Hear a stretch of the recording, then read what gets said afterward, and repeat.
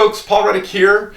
Since our video series has kind of caught fire and gotten a lot of attention, we've gotten so many requests about topics that you want to hear my opinion on. Number one on that list of topics was specialization and how I feel about kids only focusing on baseball. So I'm going to take a route here that probably is different than what you've heard or what you see on social media about specialization. So before I take that route, let's just agree on a few things. Number one, we get it. Kids who specialize too early get burnt out, right? They become full-time baseball players, part-time kids. They end up saying, if this is what I have to continue to do, I don't want to do it. They get burnt out. I agree 100%. I agree that burnout is one reason we should not specialize. Let's put that on the shelf. We agree on that. Number two, kids who specialize get injured more, right? They're not developing athletic skills in a wide area. They're becoming very focused. They get repetitive movement trauma. They get injured more than kids who don't specialize, right? The kids who play multiple sports and multiple activities. I get that. I agree. The data and the research is overwhelming. I agree. That is another reason why we shouldn't specialize. So kids getting burned out is one reason, and kids' risk of injury increasing is another reason. People tend to focus on those issues. I don't even think they're the top issues. I think they're issues, but I don't think that's where we should focus on. Here are the two areas I think that we should focus on: socialization and competition. So youth sports started as a way to get kids together. So they would meet other kids, they would learn to work together with other kids and play with other kids and develop skills of communication, of teamwork, of sportsmanship, of fair play, of competition. And it was a teaching tool, right? Youth sports was a teaching tool to get kids together so kids could play. And by playing, they meet other kids. I know that I might be the worst basketball player in human history. I know it's hard to believe, looking at that, I'm a 5'10", getting shorter as I get older, 5'10" white guy with a vertical jump of 3. I know you probably don't believe me, but there is no basketball skill anywhere in this structure. When I was on the basketball team when I was a little kid, I played all the years of basketball. When I was on the basketball team, the coach on the way out of the locker room used to hand me the chart to chart the rebounds, because he knew that he would get a good clean chart and not miss anything because I wasn't getting in the game. My best friend of 37 years now, who helps run this company now, we became best friends because of basketball. Now, he was one of the best basketball players on our team. He was great. He was phenomenal. I was the worst. But we had this friendship of basketball, and we met in basketball, and the bond and the trust and the friendship that we have over these 30 plus years, I can't even begin to describe. He's the best friend I'll ever have in my life. No one will ever replace him. And we have just an unbreakable bond because we socialized. And it pains me to think that kids today are maybe missing out on those friendships because when they go on the basketball team and the coach hands them the chart, they take it as an offense against their child. And if their kid is not getting enough playing time, or their kid is not getting in the game, or they're not the star, that they're just pulling them out of that program, and you're missing the boat. The job is not for your kid to be a star on every single team. Your kid is to, number one, socialize. Number two, learn to play as a team. And sometimes I sucked at basketball. There was no debate about this. There was no I think I'm pretty good. No, there was no debate.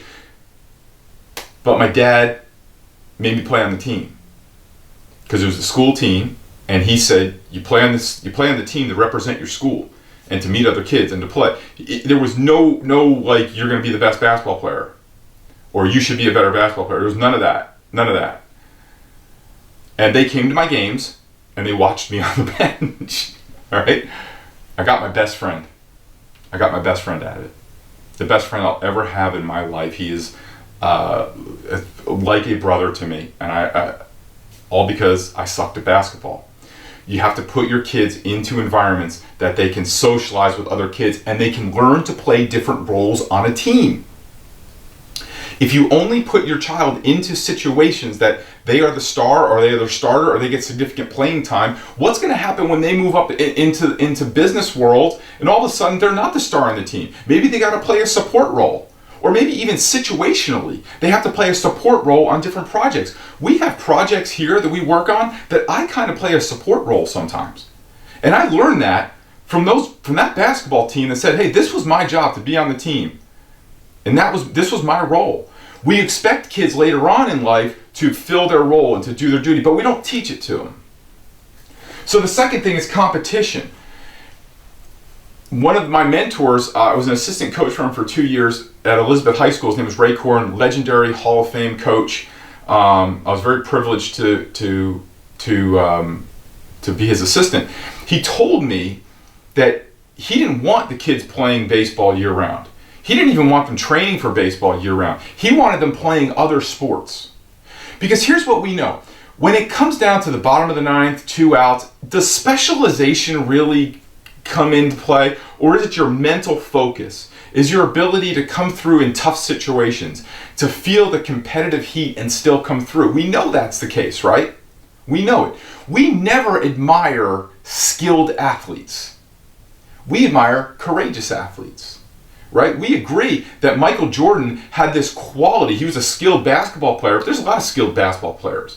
We don't think of Allen Iverson the same way we think of Michael Jordan, right? Michael Jordan came through in the clutch, had this mental toughness. Peyton Manning had it. Tom Brady had it. This calm under pressure, this cool, collected personality, this ability to respond with calm in the toughest situations. Mariano Rivera, we loved his cutter, but there's a lot of great cutters. But nobody had that kind of like the Iceman, right? The ice in his veins. He could come in the bottom of the ninth, 2 outs, Game 7 of the World Series, Yankee Stadium, the biggest pressure, and come through and not even look. Right? We admire courage. We very rarely admire skill. And skill without courage usually ends up in a bar somewhere in their 40s telling other people about how great they were while they watch athletes on TV who have skill and courage. So Ray Corn told me, he goes, I would rather them be on the chess club and competing every day than sitting in the weight room. He goes, you have a kid who just plays baseball? This was back when it was just American Legion, right? He goes, that kid stopped playing baseball on August 1st. And now next time he's going to compete is April 1st. He's had a big, long break of competition. Where I get a guy who played football, who ran track, who played soccer, who played indoor track, who was on the chess club. That guy's been competing all year round. So when the competition heats up, his mind knows how to respond to competition. So we know that kids get burnt out. We know that kids get hurt more. But here's the thing. I'm more worried that kids are going to miss out on lifelong friendships. That they're going to miss out on the value of understanding that sometimes they're not the star of the team. Because I promise you, they'll be put into a situation in life where they will not be the star of their team. And how will they respond? Will they stomp their feet and look for daddy to come take them and put them in a different job? No, they're going to get eaten alive. I've had people that work for our company that come in and they expect to be the star of the team, and when they don't get their way, they stomp and kick and they throw carry on, and we just get rid of them. Competition. Are you training your competitive muscles, or are you just doing mindless repetition in an academy somewhere because somebody sold you on the idea that if you don't specialize, you're going to get left behind? There's never been a bigger bull statement ever. So, burnt out? Yes. Risk of injury? Higher. Are you going to miss out on some great friends? Are you going to miss out on the value of being part of a team and by the way, one of the greatest sports moments of my life came when, by, I don't know, a momentary lapse of judgment, my basketball coach had to put me into the game in the semifinals of the CYO Union County tournament, that's as good as it gets. I made 2 free throws. 2 free throws. I've never made 2 free throws before. And it was an important part. And it pulled me like right out of the game, right? But that was one of the greatest sports moments of my life. I could still feel it. I could still see it. I made 2 clutch free throws for our team because I don't remember the situation, but I had to go in the game. I think I went in to commit a foul and I was going to come back out. But because I was on the team.